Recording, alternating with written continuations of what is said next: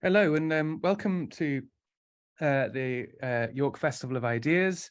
My name is Dr. George Young. I'm a lecturer in Anglo-Saxon or Old English literature in the Department of English and Related Literature here at the University of York, and I'm the chair for this evening. So it's my great pleasure to welcome Eleanor Parker, Dr. Eleanor Parker. Here she appears, a lecturer in medieval English literature at Brasenose College at the University of Oxford. Eleanor is very well known to Anglo-Saxonists and much appreciated in her field. She's the author of several books, including her first book, Dragon Lords, The History and Legends of Viking England, which I think came out in 2018, and Conquered, The Last Children of Anglo-Saxon England in 2022, an amazing study of some of the sort of the survivors of the conquest. Eleanor is also a prolific columnist for History Today and writes regularly for other publications, including the BBC History magazine. And she's also enormously well known as the author of the Clerk of Oxford, definitely the most famous medieval blog available, which is just a wonderful introduction to all subjects Anglo-Saxon. So it's my great pleasure to introduce Eleanor, and we're lucky to have her here. Thanks very much, George. That's very generous. Okay, hello everyone. I'm delighted to be here with you on what here is a very beautiful summer evening. I don't know what time it is where you are, so it may not be evening, it may not even be summer, but anyway, I'm going to be talking about the Anglo-Saxon year, by which I mean the cycle of the year as it was experienced in Anglo-Saxon England, so roughly between the 6th century and the 11th century. And I'm going to be talking about the cycle of the year in sort of different aspects. So the changing of the seasons, the rhythms of agriculture, and then the customs and feasts and religious festivals, which marked stages in the passing of the year. And to fit the whole cycle of the year into one 40-minute talk was obviously a little bit of a challenge. So what I'm going to do is to give a kind of overview of the Anglo-Saxon calendar as it changed and developed in this important period. And then take you on a really quick journey through the kind of key points of the year as it was sort of known and experienced in this period. And right now, we're approaching one of the real high points of the year because we're just a couple of weeks away from the summer solstice, midsummer, as the Anglo-Saxons knew it. So I'll talk a bit more about the significance of that date in particular. So the Anglo-Saxon period is a particularly interesting time in which to think about the cycle of the year. Because these centuries saw a really important cultural change when it comes to thinking about time and the seasons. And that was a change that came when the Anglo-Saxons converted from paganism to Christianity. So at the start of this period, the people of Anglo-Saxon England were predominantly pagan, and that meant, of course, they had their own religious calendar, their own festivals, and their own ways of thinking about the seasons and the structure of the year. And that was a calendar that was shaped sort of partly by the agricultural conditions of Britain, because that governs things like the timing of harvest, therefore the timing of harvest festivals, but also by the cultural origins of the Anglo-Saxon settlers, many of whom had come to Britain from Northern Europe. So they had close affiliations with Germanic and Norse culture. So theirs was a calendar very much formed by a Northern European climate and landscape and culture. And I'll talk more about what we know of the pagan calendar in a moment. But then over the course of the 7th century, the Anglo-Saxons converted to Christianity. And then for the larger part of this period, Christianity was the sort of official predominant religion of what then became the Kingdom of England. And that conversion, of course, brought many profound social changes in all aspects of life. But one of the most important changes was that it brought a completely new calendar, and a calendar that had grown up in a really different cultural context. So the Christian calendar had developed over the first few centuries of the church's history, with really important influence from the Jewish calendar and from the calendar used in the Roman Empire, the Julian calendar. So it came from the Middle East, from the Mediterranean world. So it wasn't just a different religious calendar, but it was also one influenced by different cultures and even a different climate from Northern Europe. And that is quite important when you're thinking about the seasons and the cycle of the year. And that calendar was already pretty well developed by the time the Anglo-Saxons converted to Christianity in the 7th century. So the new religion brought a whole new set of feasts and festivals to celebrate, commemorating the life of Christ, the lives of various saints and martyrs. And that calendar became very firmly established in the Anglo-Saxon period, and it formed the basis of the festival calendar, which would then be observed in England for the next 1,000 years and more. And in essence, it's still the basis of our own festival year, because Christmas and Easter are still, culturally the most important festivals in the British calendar, even for people who aren't Christians. And those festivals were first celebrated in England in the Anglo-Saxon period. Their names go back to Old English, Christmas and Estra, as I'll talk about later. And that's also true of festivals which aren't so widely celebrated today, but were consistently popular from the Anglo-Saxon period right up until a few generations ago, like Whitsun and some other festivals that I'll talk about. So the adoption of the Christian calendar brought these new festivals to England, and it also introduced new ways of measuring time, such as the Roman system of months that we still use today. So January, February, and so on. Those go back to the Roman calendar, and they were introduced in the Anglo-Saxon period too.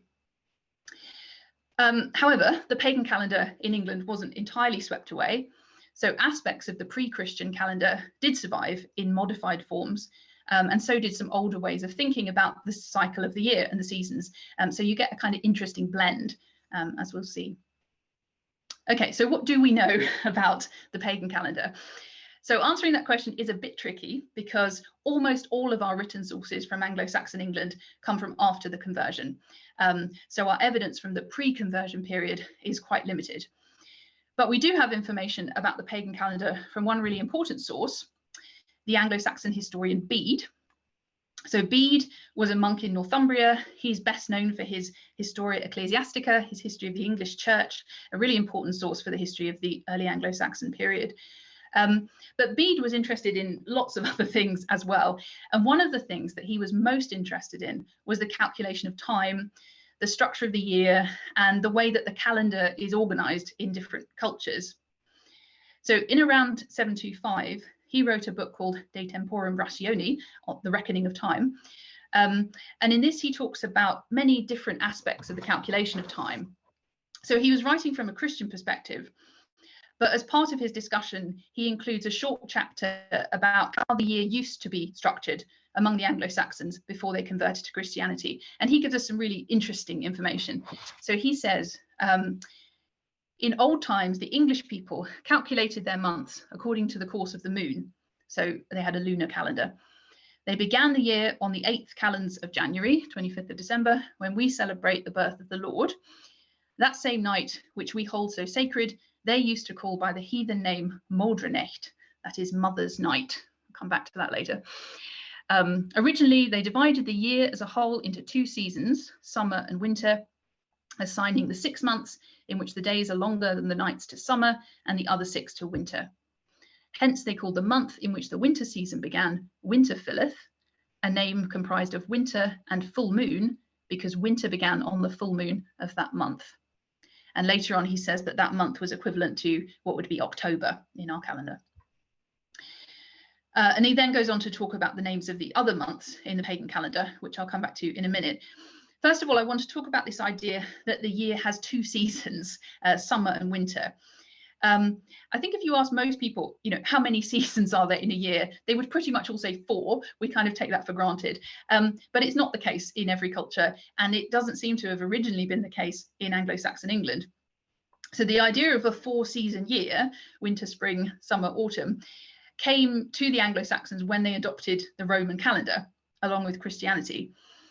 And there's evidence to suggest that actually right through the period, a 4-season year was a rather niche way of thinking about the seasons, a kind of learned way, not what your average person would have thought about. So most people seem to have continued thinking about the year as having sort of 2 seasons, summer and winter, with the solstices, midsummer and midwinter, marking the middle of the seasons, which makes sense. And that's a way of thinking about the seasons that does make a lot of sense if what you're mostly thinking about is the agricultural cycle. Because it means when they talk about summer, they mean the 6 months from the spring equinox in March to the autumnal equinox in September. So the time in which plants and crops start to grow, come to fruition, and then are harvested. And that includes what we would think of as spring and summer, and also part of what to us would probably be autumn, so like in September. And then winter is just the other half of the year. It's the colder, darker 6 months when nothing is growing. You pretty much just have to try and survive until spring and the season for growing things starts again. So when the Anglo-Saxons adopted the new calendar, they began to think in terms of 4 seasons, and they also adopted the Roman system of dating for when those seasons begin and end. So by the later Anglo-Saxon period, this is the system that appears in most calendars. And the transitions here occur roughly halfway between the solstices and equinoxes. So winter starts 7th of November, spring on the 7th of February, summer the 9th of May, autumn the 7th of August, probably much earlier than we would think of autumn starting, but that is halfway between the summer solstice and the autumnal equinox, roughly. So this system of dating was introduced and circulated by scholars like Bede. So as I said, it's not how your average person would necessarily have thought about it. But by the later Anglo-Saxon period, they did have names for what we would call spring and autumn. And that's nicely illustrated by these lines from a poem, maybe from the 10th or 11th century, which includes this very brief description of the 4 seasons. The winter is coldest, spring frostiest, it is longest cold. Summer, sun brightest, the sun is hottest. Harvest, most glory blessed. It brings to men the year's fruits, which God sends them. So there you do have 4 seasons, and they are kind of similar to what we would recognise, but not exactly the same. So I'm not sure most people would think of spring as the frostiest season, for instance. But then if you think of it as starting in February, maybe that does kind of make sense. But one interesting thing here, if you look at the Old English, is we can see how the language used for summer and winter and the kind of conception of those seasons has been really stable over time. While ideas about the transitional seasons of spring and autumn, and also the language used for them, have been much more fluid. So the words for winter and summer have basically not changed in the past 1,000 years. So it's winter and sommer. But the names for the other seasons, what we would call spring and autumn, have changed quite a lot. So neither of those words has an exact equivalent in Old English. For the Anglo-Saxons, spring was called lengten, and that's a word which comes from the same root as long and lengthen, words like that. So suggesting the time when the days are growing longer around the equinox. And then after the conversion, that word lengten also came to be used for the season of fasting before Easter. So that became the origin of the word Lent. But right through the medieval period, right up into the 14th century, Lent continued to actually mean spring and also to mean the season of fasting before Easter, which always falls in the spring. And it was only actually in the late medieval period that people started to distinguish between them. They started to talk about, the spring of the year as like the beginning of the year, and that ultimately became our word spring. And then that former word lenten, kind of narrowed its meaning just to refer to the period of fasting before Easter. And then in a similar way, the word autumn only appears in English at the end of the 14th century. It's borrowed from French, ultimately Latin. But before that, the season was always called harvest, which is, guess what that means, our word harvest. And there wasn't a separate term for autumn. And that's partly because harvest was just so hugely important in medieval society. And that is probably one of the ways in which we are sort of furthest away from medieval ways of thinking about the cycle of the year, because for many people today, unless you work in agriculture, we don't really think about harvest time. Supermarkets sell the same food all the year round. We don't really think about having to harvest our own food or get in stocks to help you get through the winter. We just sort of assume that if you have the money, the food will always be there on the shelves to buy. But it wasn't like that in the Middle Ages. Of course, you had to have a good harvest if you were going to get through the winter, if you're going to survive. And bringing in the harvest took a huge amount of hard work. They didn't have harvesting machines. It had to be done by human labour.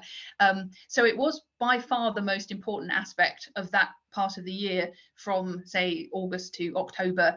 And our idea of autumn encompasses quite a lot more than just harvest, but there isn't really an Anglo-Saxon equivalent for what we would mean when we talk about, say, autumnal colours or something like that. But then again, in the late medieval period, there was a shift, and the word autumn was borrowed into English, and harvest kind of also, like Lent, took on a sort of narrower meaning, just to mean the period when the crops are gathered in. So that's an example of how our ideas about seasons and calendars can change over time. Even something as fundamental as how many seasons are there is not a given, it's kind of culturally determined.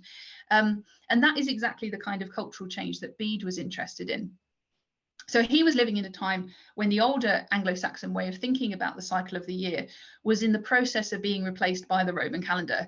But he wanted to record what the former customs had been. So he tells us some other very interesting things about the pagan calendar. For instance, he gives us the names of the months, and also gives us an explanation for what he thought the name meant. Which might not actually be what it meant, but it's what he thought it meant. And these names are wonderful. So some of them, you can see that Bede links them to pagan religious practices. So Solmonath, for instance, is February, and he says that's the month of cakes, which they offered to their gods in that month. And then you've got 2 months named after goddesses, so Hreitha and Eostra for March and April. And I'll talk more about that later on. But then other names relate to sort of natural cycles and the time of year. So the name for May literally means 3 milk, throwing milk, because in that month cattle were milked 3 times a day.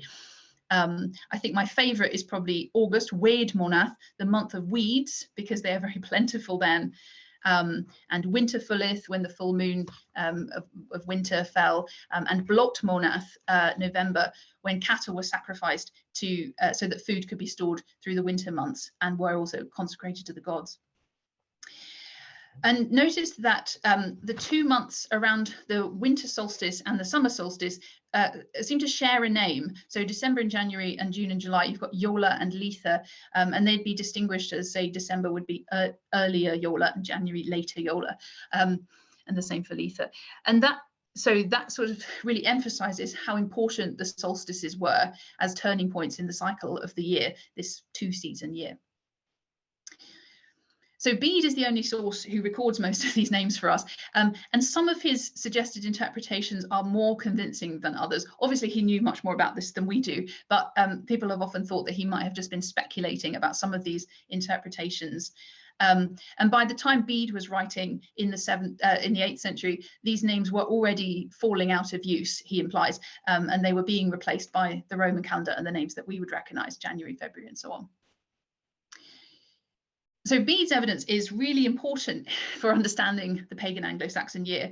And then when we turn to other Anglo-Saxon sources, we can get a sense of how the cycle of the year changed and adapted as the Christian festival calendar became embedded in Anglo-Saxon culture. So for the rest of the talk, I'm going to take a very quick journey through some key points in the cycle of the year, which sort of illustrate how the pagan calendar that Bede describes evolved into an English version of the international Christian calendar shared across the medieval church. Okay, so the natural place to start is at the beginning of the year, and that means the winter solstice, midwinter. So Bede says that the winter solstice was the beginning of the year for the Anglo-Saxons before the conversion, and that actually continued for a long time. So the Roman calendar started the year on the 1st of January, as we do, but a lot of Anglo-Saxon sources continue to treat the 25th of December as the beginning of the year right through the. And Bede mentions a pre-Christian midwinter festival on the 25th of December, as you saw earlier, Modranecht, which means Mother's Night. And that is so interesting, but we don't know anything else about it. Who were these mothers? It could perhaps have been a festival venerating a group of mother goddesses. That seems very possible, but we don't know anything else about it. And we also know the name of what seems to have been another Anglo-Saxon midwinter festival, Yola, which, as we saw, gave its name to December and January. And that might be a name for the solstice itself, maybe. But again, we don't really know. We don't know how it might have been celebrated in Anglo-Saxon England. There's no evidence for sort of customs associated with the day. But as a word, Yola survived into the Christian period, and it was adopted as one of the names for Christmas. So it's the origin of the word Yule. So in that sense, it survives. And Christmas, of course, came to the Anglo-Saxons with the coming of Christianity. And the date of Christmas had already been associated with the winter solstice for a very long time. And that was the 25th of December in the Roman calendar. So Christmas had been celebrated on that day in Rome since the 4th century. But the winter solstice was deliberately chosen as a day to celebrate the birth of the creator of light. And that association with the solstice was actually a really important aspect of the medieval Christian understanding of the cycle of the year and the church calendar. We maybe tend to think of solstices and equinoxes as being kind of only important to pagans, but they actually had a lot of meaning in the medieval Christian calendar as well. So Bede explains how the Christian year was linked to Christmas and the winter solstice, but also to the summer solstice and the equinoxes through the feasts of Christ and John the Baptist.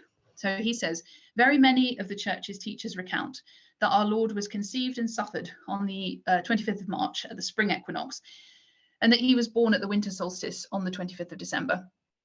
And again, that the Lord's blessed precursor and Baptist was conceived at the autumn equinox on the 24th of September and born at the summer solstice on the 24th of June.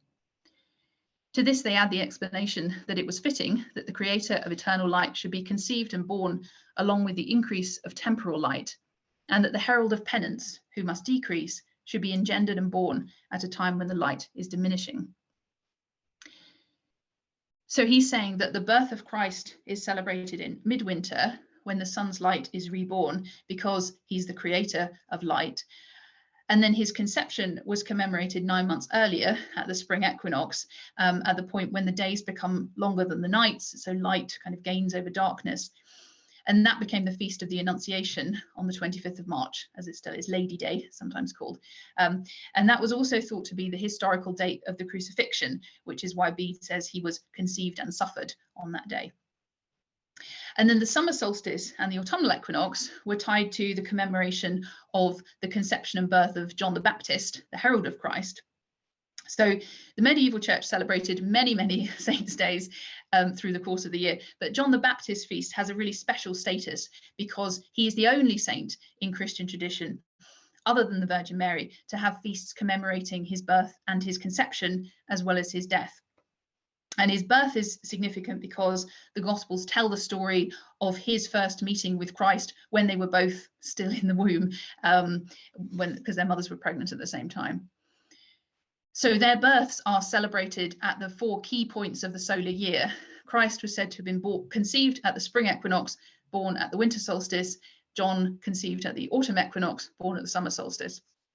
And Bede links this symbolism with John's words when he said of Christ that he must increase and I must decrease, because the prophet has to give way to the Messiah, just as the light of the sun increases after the winter solstice and decreases after the summer solstice.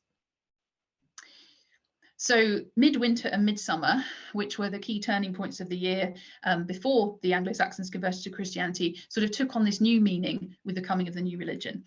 And interestingly, midwinter actually seems to have been the most common Anglo-Saxon name for Christmas, even as a Christian festival. So more common than Yule, Yola, or even Christus Mass, which is the origin of Christmas, Christ's Mass.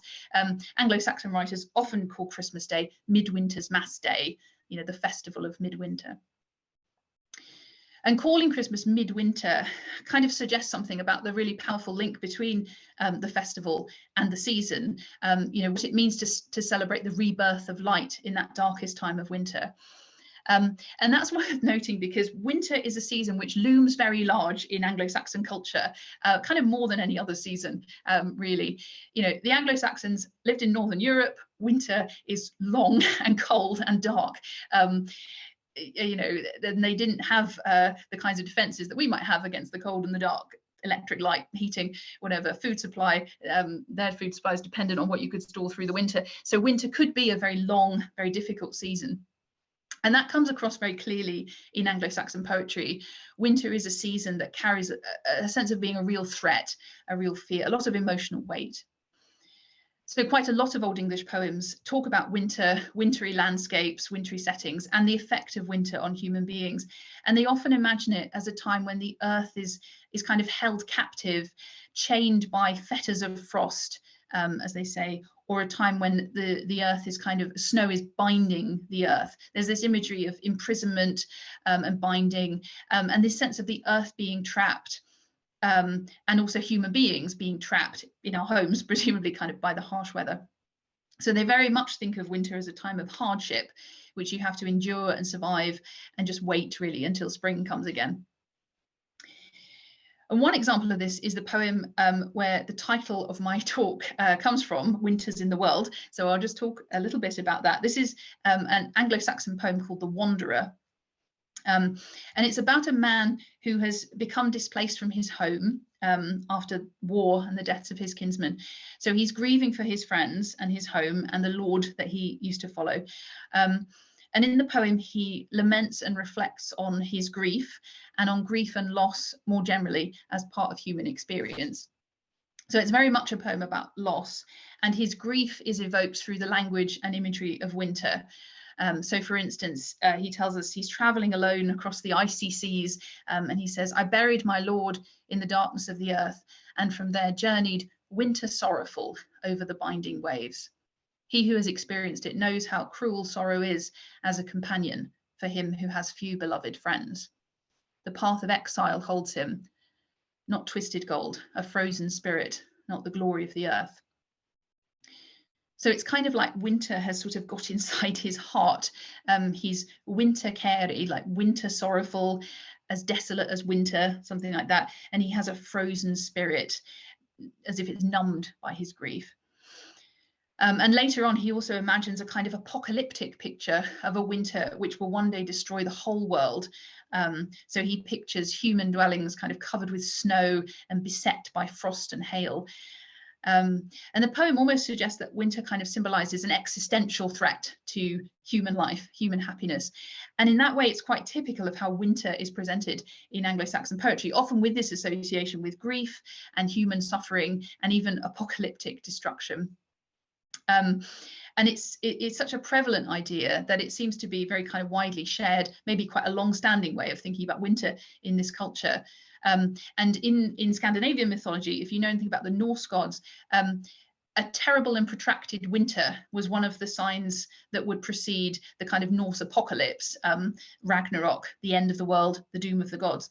So it might be that the Anglo-Saxons once had a kind of related myth about an apocalyptic winter.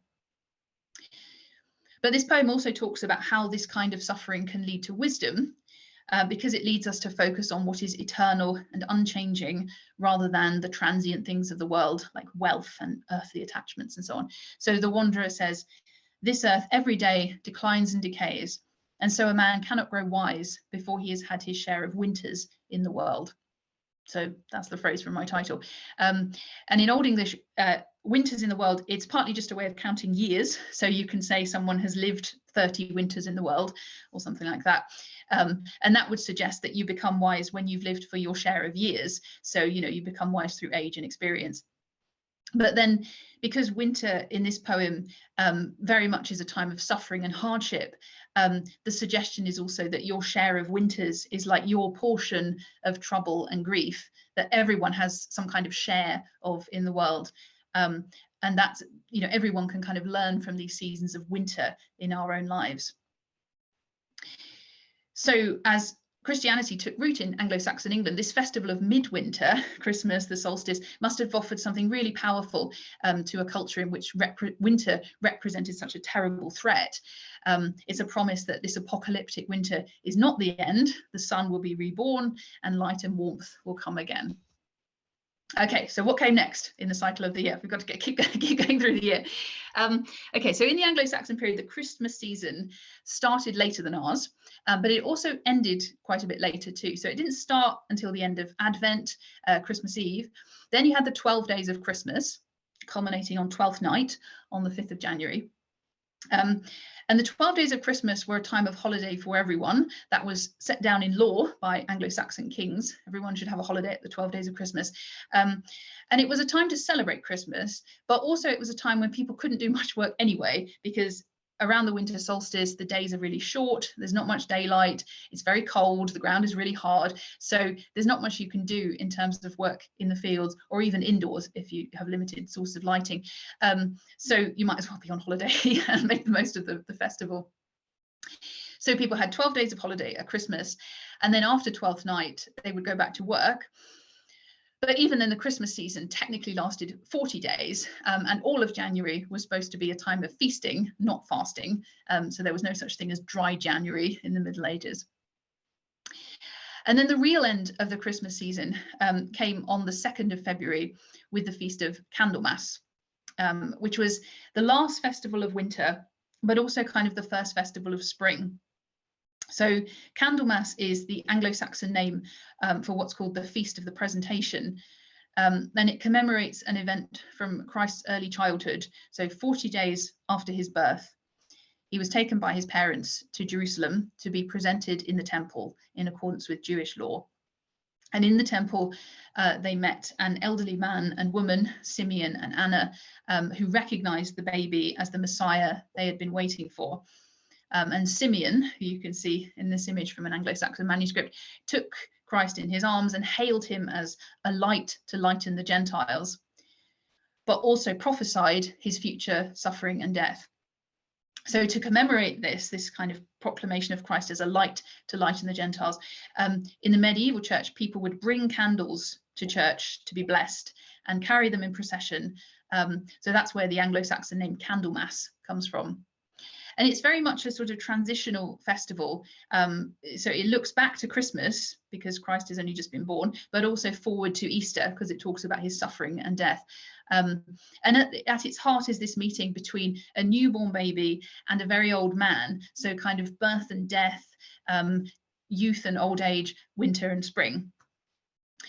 And in the system of dating that I mentioned earlier, spring began on the 7th of February. Just a few days after Candlemas. And so it's quite a significant point in the solar year because it's midway between the winter solstice and the spring equinox. It's a time when the days are sort of visibly getting longer and the daylight is getting a bit stronger, and also you start to get the earliest spring flowers in Northern Europe. So it was a kind of natural time for a festival of light, and that's what Candlemas very much became, marking the shift from winter to early spring. Then, of course, we move on to Lent, spring, the time of lengthening days, and to Easter.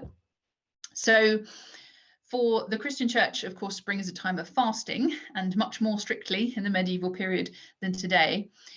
And spring was a good time for a fast because it was also the time when food supplies were running short at the end of the winter before more food could be grown. So there was kind of a practical reason to make that your time for a communal fast, as well as it being a way of preparing spiritually for Easter. And Easter was already a part of the Christian calendar before the Anglo-Saxons converted to Christianity. Christians have been marking the death and resurrection of Christ for centuries. And the dating of Easter, which is linked to the first full moon after the spring equinox, developed as a way of kind of reconciling the Jewish calendar, which governs the date of Passover, which is the time of Christ's death in the Gospels, with the cycle of the Roman calendar, the Julian calendar. So that was all kind of established before the Anglo-Saxons converted. But there is one interesting Anglo-Saxon influence on Easter, and that relates to the festival's name in English.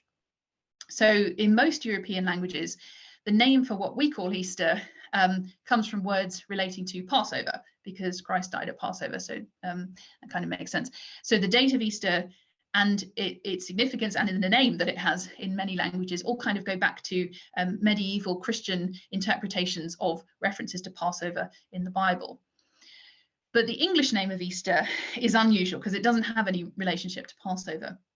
And Bede talks about this when he explains the Anglo-Saxon name for April, which is Esther Monath. And he says, this month has a name which is now translated Paschal month, and which was once called after a goddess of theirs named Estra, in whose honour feasts were celebrated in that month. Now they designate that Paschal season by her name, calling the joys of the new rite by the time-honoured name of the old observance. So this is all that Bede or any other Anglo-Saxon source tells us about this goddess. And a lot of myth and speculation has been built on this very brief passage, such as the image that you can see on the screen here, which is an imagined modern image of Estra. And in the 19th century, scholars of comparative mythology kind of proposed, from what Bede says here, that Ostra was maybe a goddess of spring or a goddess of dawn, that she was celebrated at the spring equinox. And they also theorized that she might have been linked with symbols that we associate with Easter today, like eggs and hares. And there's no Anglo-Saxon evidence to support that, because all we know about Ostra is what Bede says here. You will often hear it repeated today, but it is just kind of later speculation. We don't have any evidence of symbols or customs associated with Ostra in Anglo-Saxon England. Some scholars don't even believe that there was a goddess called Ostra. Some people think that Bede made her up to explain a name that he didn't understand. That might be going a bit too far, but we can't really say anything for sure about how the Anglo-Saxons might have celebrated her. So again, we've got a case where a pagan name maybe seems to have been quite straightforwardly transferred to a Christian festival, just like Yola became Yule or Christmas. And apart from Bede, all other Anglo-Saxon references to Easter relate just to the Christian festival and the very dramatic, very emotive church services which commemorated it in the Middle Ages, Maundy Thursday and Good Friday and Easter Sunday itself. Okay, after Christmas and Easter, then there are numerous other key moments in the festival year where the church calendar intersected with the agricultural cycle.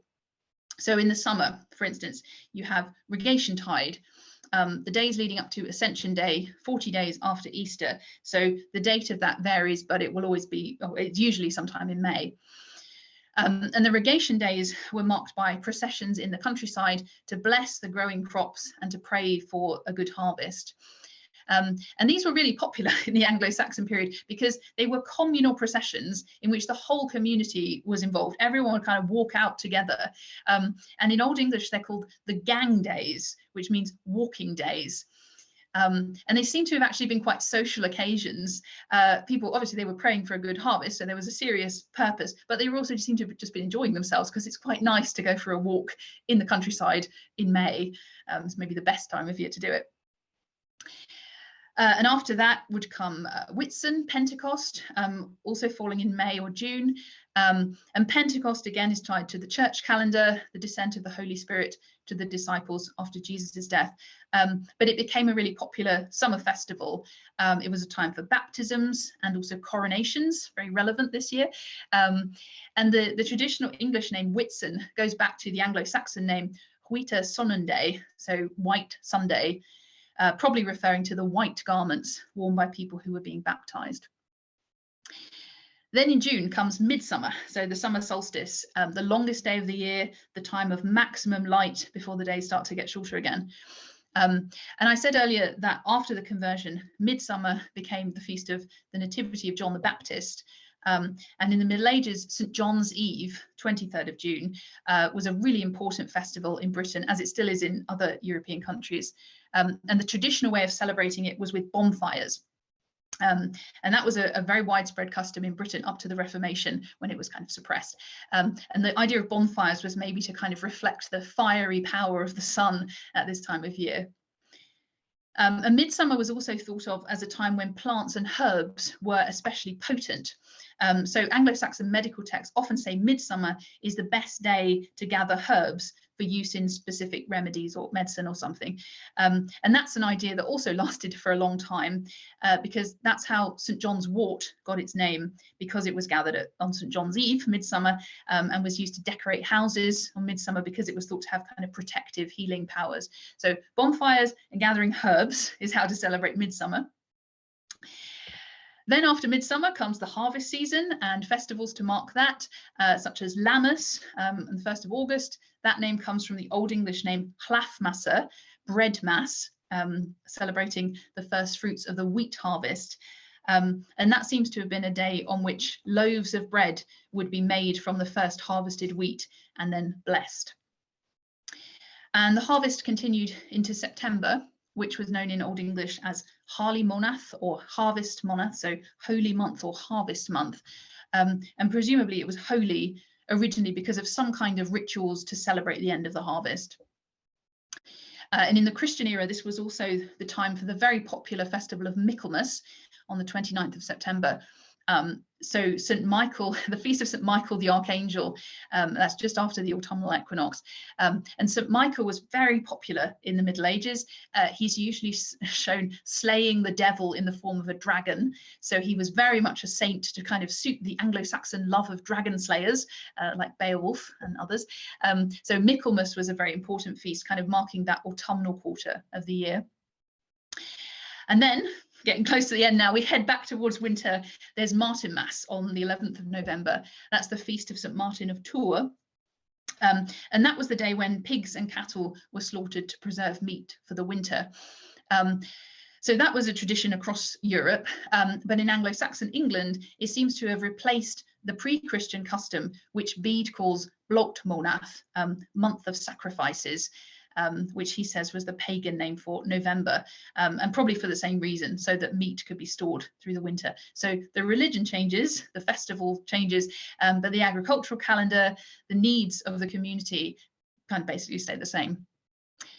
And that brings us full circle back to winter again, just in time, I think, which began either with the first full moon of October, so the winter fulleth moon, as Bede talks about, or the first week of November.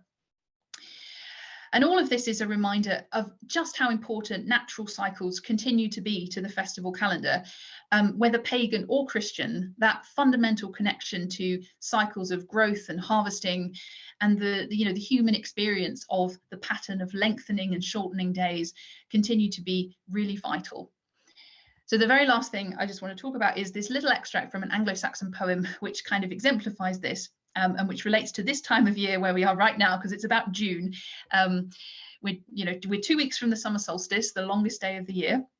And this is a description from an Anglo-Saxon poem of the month of June. So the next month brings long days to town for us, Litha, June, into the dwellings, in which the jewel climbs up highest in the year into the heavens, brightest of stars, and descends from its place, sinks to its setting. It likes then to gaze longer upon the earth and move more slowly across the fields of the world, the fairest of lights and of all created things. So I think this is a lovely little description of the sun at this time of year. And notice that the sun is called a jewel. That's quite common in Anglo-Saxon poetry, the idea of something very precious.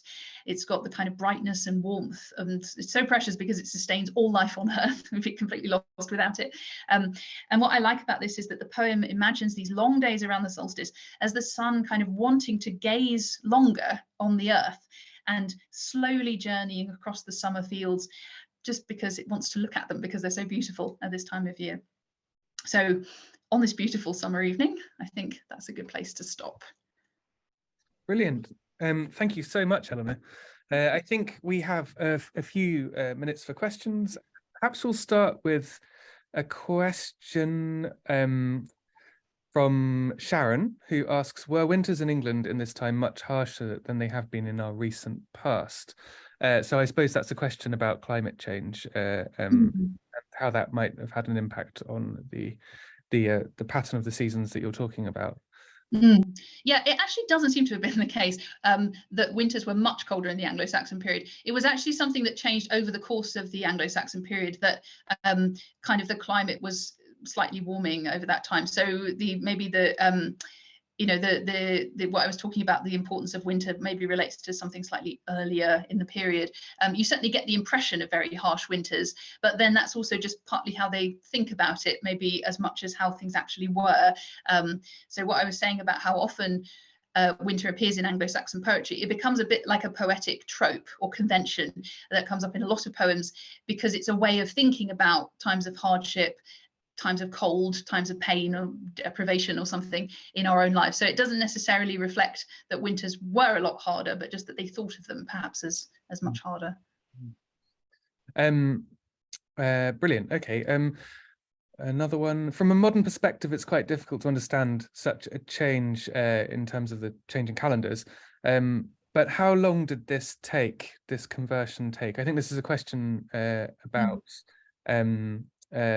the transition from paganism to Christianity, and the overlaying of the Christian calendar onto the pagan calendar. How rapidly did that occur, and how would people have experienced that, I suppose, is the question. Yeah, well, it's a long process, conversion, it doesn't happen overnight. And what's kind of interesting about the Anglo-Saxon conversion is that in one sense we have a lot of detail about it, because Bede tells us quite a lot of stories about it, for instance, and other sources too. But Bede is often focusing on how, elites converted to Christianity, kings and queens and noblemen and so on. And the aspect of how was, for instance, this new calendar communicated to ordinary people is much harder to get a glimpse of. So presumably, as part of the conversion of the different Anglo-Saxon kingdoms to Christianity, it was a sort of slow process. Different kingdoms converted at different times. Sometimes they went back to paganism and then back to Christianity and so on. So, that took kind of a century at least. And so part of that would have been informing people about the new calendar, teaching them how to celebrate the festivals, adopting the English names or inventing English names for these festivals, which is a very interesting part of the process that we don't have any kind of it's very hard to get a glimpse of, or to think, okay, who decided that the Christian festival was going to be called Estra, was going to be called Easter? We don't actually know that. So yeah, it was a slow process, I think, is the answer. And it would be great to know more about it, but we do have some gaps in our knowledge. Yeah, good. That's really interesting. Perhaps I'll take the privilege of the convener to ask a question myself. Bede is really famous for his accounts the conversion, and particularly his bias against the sort of Celtic influence on of Christianity to England. So he tells the story as if it were all from Rome, and it were all about the Romanization of England, Britain.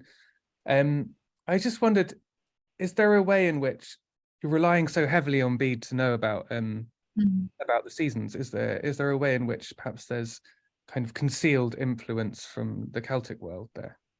Yeah, I think it's really important to remember that Bede is not giving us the Anglo-Saxon year. He's giving us what he knew or wanted to record about a version of the pagan calendar. But something like those month names, for instance, there's no reason to think that those were the only Anglo-Saxon names for the months at all. It was one system that Bede was recording. It might have been names in use in one particular dialect or one kingdom, or whatever. And similarly, when he talks about Modrenecht, we don't have any other sources for that. So, he may be reflecting a very much localized kind of custom there. So yeah, I think he's an important source in one sense, but also he has a lot of limitations. And there's so much more information about the Christian festivals and the Christian calendar. And it would be lovely to know more about the structure of the pagans, the pre-Christian structure of the year. And there is a danger in kind of taking Bede, not taking him too seriously, but kind of assuming that what he's saying is true of all Anglo-Saxon England or the whole culture before the conversion, and that probably isn't the case. We do have one or two other month names recorded that suggest that, for instance, there were different month names in Wessex that Bede didn't know about. So yeah, okay, that's really interesting. Slightly related to that is an anonymous question here. Is there a chance we'll ever find out what these mysterious festivals like Mother's Night involved? I love that one because it gets to the heart of the sort of existential angst that scholars of Anglo-Saxon experience. What do you think? I don't think so. I don't know. I suppose it's partly something like Mother's Night has been interpreted in different ways more recently, I suppose, as our knowledge of that kind of transition period, early Anglo-Saxon or whatever you want to call it, Romano-British, kind of coming out of Romano-British culture, has kind of, people started to think about, for instance, Romano-British groups of mother goddesses, and maybe that's what Modrenecht is reflecting, rather than necessarily being, anyway. So there are maybe different ways of thinking about it, but we're not likely to get more new information, unfortunately. Yeah. Did the Anglo-Saxons have leap years? That's a good straightforward one. Oh yes, they did, yeah, because the medieval calendar scholars had to sort of account for the that aspect, that anomaly. So they didn't have, the way they did leap years, the way the medieval church did leap years, was they didn't have the 29th of February. They gave, what day was it? Something like the 24th of February happened twice. I can't remember which actual day of February it was, happened twice, but there were two of them, rather than adding a day onto the end of the month. So, but yes, they did have leap years. Brilliant. in relation to the idea of the Anglo-Saxon fear of winter, do we have any evidence for similarly negative views about summer? No, they liked summer. They were, midsummer, very good festival. I mean, I read that poem about June and how lovely the summer fields are and so on. And so summer in Old English texts is often, in Old English poetry, and it was often thought of as a time of, if you're constrained in the winter, in the summer, you're free. You can travel, you can move. So it's associated with, kind of journeys, sea journeys, that kind of thing. But there's not as much Anglo-Saxon poetry of summer as there is of winter, which tells you something in itself. Yeah, interesting. Okay. Could you tell us a little bit about Bede's attitudes towards the tides and the sort of the effect of the seasons on the sea and things? I don't know. I mean, Bede was interested in time in all different aspects, and his main interest is in, of course, in the calculation of Easter, which medieval scholars, devoted a huge amount of attention to working out. So he talks in his work, he talks about sort of calculation of different types of time. I can't remember him talking about tides. So I wouldn't be surprised if he does. Okay. Another question about rogation tide. Does this also involve walking the bounds of an area? So it did involve that in the later medieval period. That's not an aspect of the Anglo-Saxon observance of it, because parish bounds, the parish as an idea hadn't quite developed in the Anglo-Saxon period. But that's so the processions, Anglo-Saxon processions, they would sort of process from one church to another, or one church to a chapel, or some other kind of sort of sacred spot or something, rather than what later processions did, which was to follow the boundaries of a parish and to mark them and sort of make sure everyone knew where the borders of the parishes were. But the sort of the processional idea is the same, but the kind of destination was a bit different.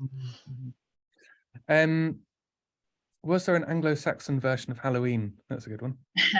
No, there wasn't. So this is a very interesting absence from the Anglo-Saxon calendar, because the modern Halloween, as we know it, does seem to have its origins in the kind of Celtic, Irish, Scottish sort of world. And there seems to be no evidence at all from the Anglo-Saxon period of like an association with either the 1st of November or the 1st of May, which in the Celtic calendar would be the beginning of summer.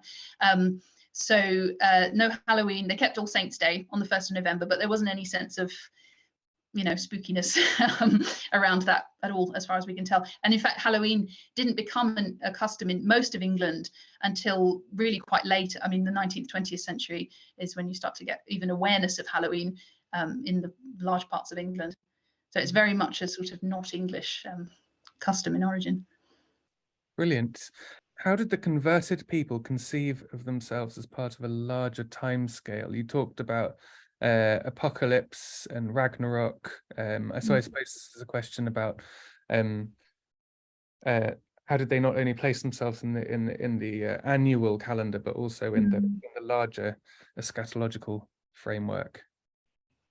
Yeah, I mean, that's a very important part of teaching the Christian narrative about time is kind of, this is one small part of that, really. The creation story, the story of the incarnation and Christ's birth and death, and then the eventual judgment day, the end of the world. There's a lot of Anglo-Saxon writing about all of those things, so they were very much aware of that large time scale. And something like The Wanderer, I mentioned Ragnarok, but it's as much influenced by a Christian idea of it's a Christian poem, basically. So it's probably thinking just as much about the Christian idea that yes, the world will one day stand waste, as the poem puts it, stand in ruins. Okay, maybe just a few more. After the conquest, how long did it take before people started calling Christmas Christmas instead of midwinter? That's a good question. So it was Christmas comes.